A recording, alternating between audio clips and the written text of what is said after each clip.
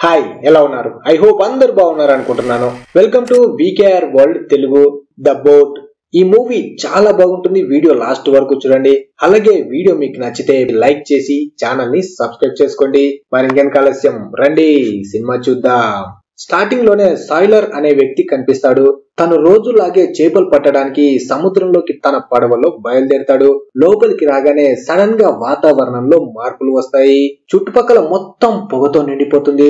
ముందుకు వెళ్ళడానికి ఎలాంటి దారి కనిపించదు. దాంతో తన దారిని మర్చిపోతాడు.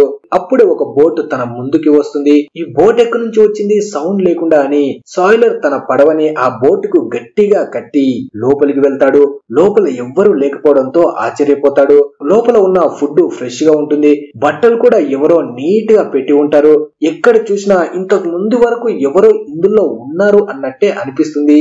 కానీ సాయిలర్ కి మాత్రం ఎవ్వరూ అక్కడ కనిపించరు. బోట్ ని స్టార్ట్ చేస్తాడు, కానీ అది స్టార్ట్ అవ్వదు. అక్కడ ఉన్న బైనాక్యులర్ తో చుట్టూ చూస్తాడు. ఎవ్వరూ తనకి దగ్గరలో కనిపించరు. నడి సముద్రంలో ఈ బోటు ఎలా వచ్చిందో తనకి అర్థం కాదు. మీకు కూడా అసలు విషయం తెలియాలంటే ముందు దేవర కథ తెలియాల్సిందే. వెంటనే కంట్రోల్ రూమ్ కి వెళ్లి రేడియోని చెక్ చేసి ఈ బోట్ గురించి మెసేజ్ ని పంపుతాడు. సాయిలర్ కి ఎందుకో ఇక్కడ తేడాగా అనిపిస్తుంది. వెంటనే తన పడవలో ఇక్కడ నుంచి వెళ్లిపోవాలి అనుకుంటాడు. అలా బయటికి వచ్చి పడవను చూస్తే పడవ తనకి కనిపించదు. దాన్ని చాలా గట్టిగా కట్టి ఉంటాడు. ఇప్పుడు చాలా కంగారు పడతాడు. కొంతసేపటి తర్వాత సడన్ గా ఆ పొగ మొత్తం వెళ్లిపోతుంది. సాయిలర్ కి ఏం జరుగుతుందో అర్థం కాదు. మళ్ళీ బోట్ లోపలికి వెళ్తాడు. మ్యాప్ సహాయంతో అక్కడ నుంచి వెళ్ళడానికి దారి వెతుకుతాడు. అసలు తను ఎక్కడ ఇరుక్కుపోయాడు, ఎలా ఇంటికి వెళ్లాలని ఆలోచిస్తాడు. ఆ బోట్ ఇంజన్ చెడిపోయి ఉంటుంది. ప్రాణాలతో తను బయట పడాలంటే దాన్ని బాగు చేయాలి. దాన్ని బాగు చేయడానికి బోటు మొత్తం టూల్ బాక్స్ కోసం వెతుకుతాడు. చాలా సేపు కష్టపడిన తర్వాత ఇంజన్ బాగు చేస్తాడు. ఇప్పుడు తన మనసు ప్రశాంతంగా ఉంటుంది. అలాగే ఎలా వెళ్తే ఇంటికి వెళ్ళొచ్చో మెల్లమెల్లగా అర్థం చేసుకుంటాడు. కానీ కారణం లేకుండా ఈ బోటు ఇక్కడ ఎలా వచ్చింది అని మళ్ళీ కంట్రోల్ రూమ్ లోకి వెళ్లి ఎవరైనా కాంటాక్ట్ అవ్వడానికి ట్రై చేస్తాడు. కానీ ఎవ్వరు సమాధానం ఇవ్వరు. కొంతసేపటికి బోట్ లో నిలబడి సముద్రాన్ని చూస్తూ ఉంటే ఎవరో సడన్ గా వెనుక నుంచి తోసినట్టు అనిపిస్తుంది. కానీ మనోడికి భూమిపై ఇంకా నూకలు మిగిలి ఉండడంతో కొద్దిలో ప్రాణాలతో తప్పించుకుంటాడు. అలా బోటుపై వేలాడుతూ చాలా కష్టపడి మళ్ళీ బోట్ లోకి వస్తాడు. అర్జెంట్ గా సుస్సు రావడంతో కింద ఉన్న వాష్రూమ్ లోకి వెళ్తాడు. పని కానిస్తూ ఉన్నప్పుడే సడన్ గా ఎవరో డోర్ ని క్లోజ్ చేస్తారు. సాయిలర్ డోర్ ని ఓపెన్ చేయడానికి ఎంత ట్రై చేసినా అస్సలు ఓపెన్ అవ్వదు. అక్కడ ఉన్న వస్తువులతో ఓపెన్ చేయడానికి చూస్తాడు, అయినా అస్సలు పని అవ్వదు. ఏం చెయ్యాలి అని ఆలోచిస్తూ ఉన్నప్పుడే బయట నుంచి రేడియో సౌండ్ వినిపిస్తుంది. సరిగ్గా అదే టైంలో బయట పెద్ద షిప్ కూడా తనకి కనిపిస్తుంది. ఎలాగైనా బయటికి రావాలి, లేదంటే ఆ షిప్ అక్కడ నుంచి వెళ్లిపోతుంది అని మళ్ళీ డోర్ ఓపెన్ చేయడానికి ప్రయత్నిస్తాడు. పగలగొట్టడానికి కూడా ట్రై చేస్తాడు, అయినా ఓపెన్ అవ్వదు. విండోలోంచి తన షర్ట్ ని విప్పి చూపిస్తూ ఆ షిప్ కి సిగ్నల్ ఇస్తూ ఉంటాడు. ఆ విండోలోంచి బయటికి రావడానికి కూడా ట్రై చేస్తాడు. ఏం చేసినా ఆ షిప్ లో ఉన్న వాళ్ళు తనని చూడరు. అది అక్కడి నుంచి మెల్లగా వెళ్లిపోతూ ఉంటుంది. ఇక షిప్ వెళ్లిపోతుంది. తను బయటికి రాకపోతే ఆ షిప్ అక్కడి నుంచి వెళ్లిపోతుంది. ఏం చెయ్యాలి ఇప్పుడు అని ఆలోచిస్తూ ఆ బోట్ ని ఆపాలని లోపల ఉన్న తాడ్ని బయటికి విసురుతాడు. తను వేసింది మంచి ప్లానే, కానీ అదే తాడు తన మెడకి చుట్టుకుంటుంది. అలా కింద ఉన్న బోట్ ఫ్యాన్ కి ఆ తాడు తగిలి అది అక్కడే ఇరుక్కుపోతుంది. తన మెడకి బిగుసుకుపోతూ ఉంటుంది. చివరికి సాయిలర్ చనిపోబోతూ ఉంటాడు. కానీ లాస్ట్ లో చాలా కష్టపడి ఆ తాడ్ని మెడ నుంచి తప్పిస్తాడు. వెంట్రుక వాసులో చావు నుంచి తప్పించుకుంటాడు.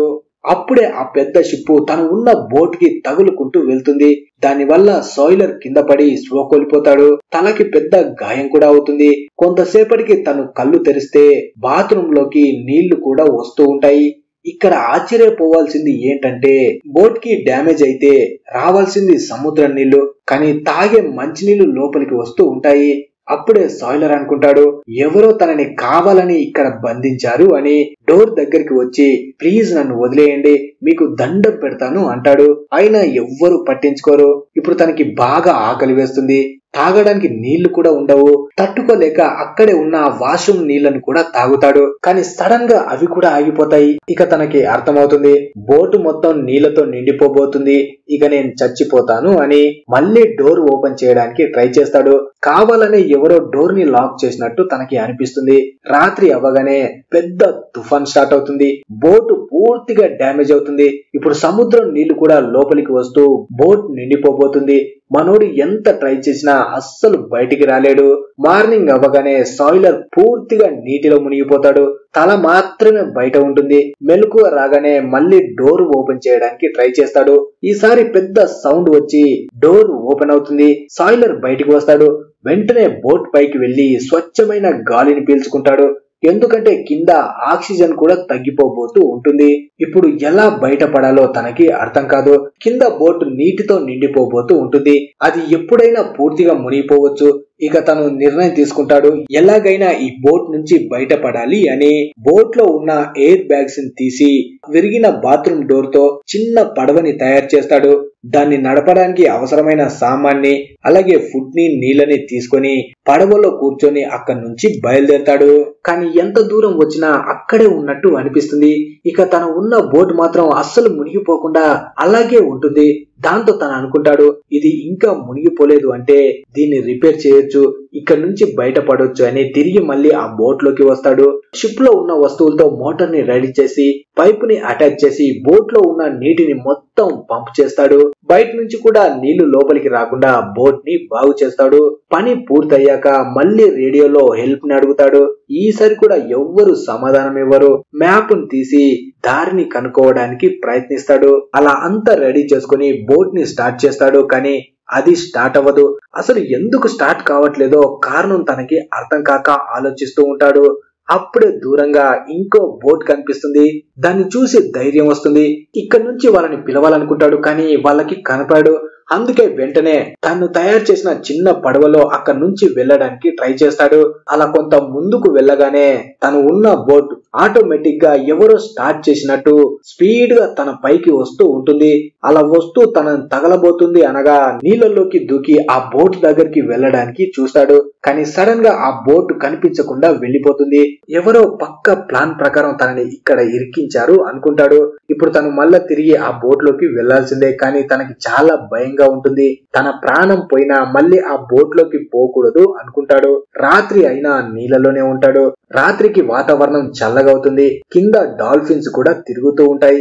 దాంతో చలికి తట్టుకోలేక తిరిగి ఆ బోట్ లోకి వస్తాడు. మెల్లమెల్లగా తన ఆరోగ్యం కూడా పాడవుతూ ఉంటుంది. ఏం చెయ్యాలో కూడా ఆలోచించలేకపోతాడు.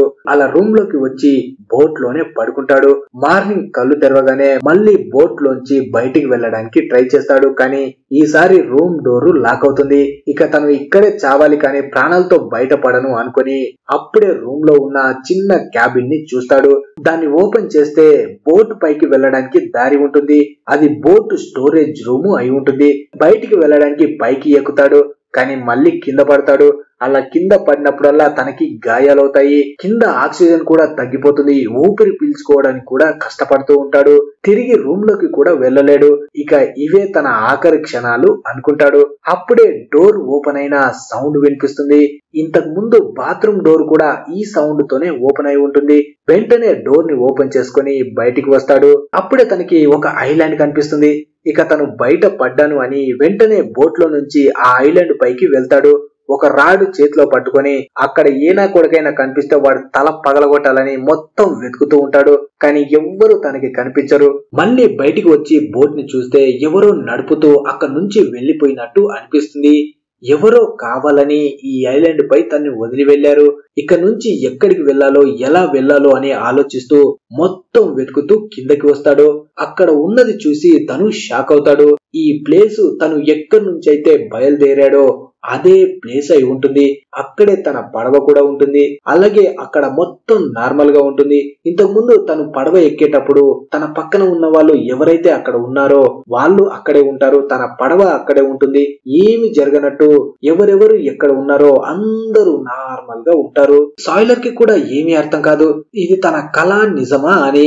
మీకేమనిపించింది? డైరెక్టర్ పిచ్చినా కొడక ఏదో తీయాలని తీశాడా లేకపోతే దీంట్లో ఏదైనా మహత్తరమైన మంత్రం ఏదైనా దాగి ఉందో కింద కామెంట్ లో చెప్పండి. అలా ఈ మూవీ ముగుస్తుంది.